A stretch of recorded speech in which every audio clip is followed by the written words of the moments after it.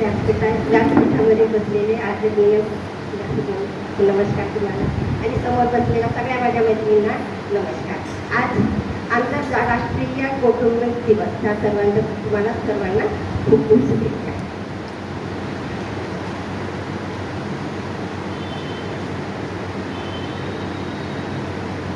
कुटुंबामध्ये जन्म होतात, नाव आडनाव जात धर्म लागून जाते. कुटुंबामुळेच नातेवाईक आपोआप आपल्याला लागतात, म्हणजे जुळून जातात. वंश कुळ या सर्व गोष्टी आपोआप मिळतात, त्यासाठी प्रयत्न करावा लागत नाही. कुटुंबाचा संस्कार होतात, चांगले संस्कार लहानपणी मिळते तर ते मोठेपणी आपल्याला जीवन जगण्यासाठी कामी येत असतात. आणि चांगलं जीवन जगण्यासाठी कारणीभूत पण ठरत असतात. कुटुंबात काका आत्या मामा मेवणे बहीण भाऊ आणि आजोळी सुद्धा मामा मामी बहीण भाऊ असे सगळे काही नातेवाईक असतात आणि या सगळ्या गोतावळा आपल्याला लहानपणापासून मिळत असतो. आज पहिलेच्या म्हणजे आपल्या सगळे बसण्याच्या सगळ्यांच्या काळामध्ये या गोष्टी होतात, पण आता समोर या गोष्टी नाही आहेत, होणारही नाही. कारण सगळ्यांकडे एकच मुलगा एकच मुलगी किंवा आता काही जणांकडे ती एकही नाही असं चालूच आहे. त्याच्यामुळे या गोष्टी समोर आत्या मामा कोण आहे हे सगळ्यांना काहीच माहीत राहणार नाही आहे. फक्त आजी आजोबा नाना आणि बस इथपर्यंत, आणि समोर चालून ते पण होणार की नाही ते माहिती नाही. या सगळ्या गोतावळ्यामध्ये राहण्याची सवय लागते. एकमेकांशी राहणे, समजून घेणे, रागवून छोटे मोठे भांडण तरी एकत्र राहणे, या सर्व गोष्टी लहानपणी हे बाळपण सगळ्यांना मिळालेले होते आजपर्यंत. त्यापासून त्यांच्या त्यांच्या अंगवळणी पण पडलेली असते. किती झगडे झाले तरी आपल्याला एकत्र राहायचंच आहे. कुटुंबात परोपकाराची भावना राहते.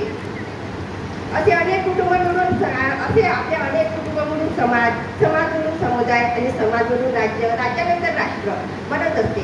आता तर पुष्कळ गोष्टी बदलल्या आहेत. एकत्र कुटुंब जाऊन विभक्त कुटुंब पण आलेले आहेत. कितीही बदल झाला तरी घरातले जे बाळकुळ पाजलेले असते ते कधी जाऊ देत नाही काही मुलं, आणि स्वतःला बदलण्याचा प्रयत्न करत नाही. पण परिवर्तन हा निसर्गाचा नियम आहे. जसे मित्रमंडळी मिळतात तसं परिवर्तन होतच असते आणि त्याप्रमाणे वागतच असतात. एकत्र कुटुंबात तडजोड आली, नम्रता आली, सहनशीलता आली, सर्वांना ठेवावीच लागते. व्यवहार हा बारकाईने व काटकसरीने केलेला असतो. एकत्र कुटुंबामध्ये आणि विभक्त कुटुंबांमध्ये सुद्धा बारकाईने करावाच लागतो, कारण आपल्याला कुटुंब व्यवस्था व्यवस्थित चालवायची असते.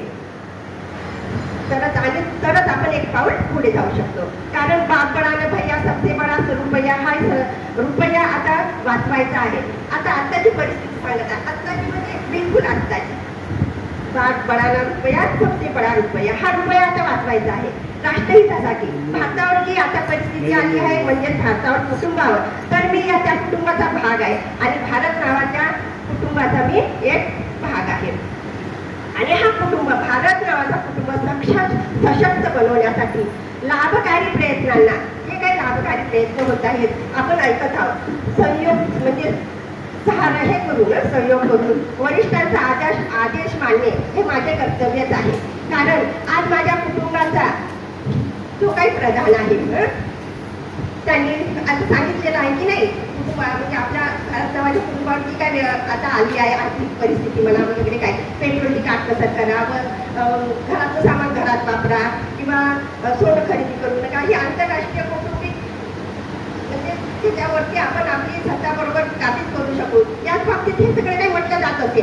आणि माझं कुटुंब भारता एवढं कुटुंब हे विस्कळीत होऊ नये ही माझी प्राथमिकता आहे. त्याच्या म्हणजे गोष्टीचं अवलोकन करावं बा.